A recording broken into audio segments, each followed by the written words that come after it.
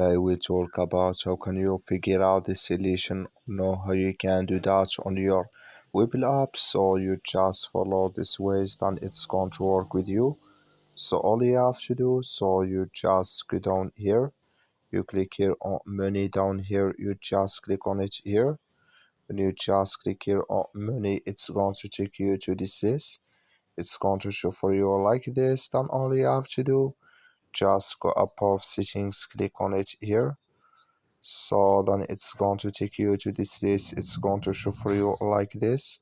Then all you have to do now, you just click here on chart settings, just click on it here.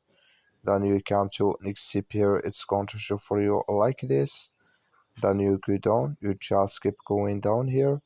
You come here to refreshing frequency for seconds in interval candlestick chart.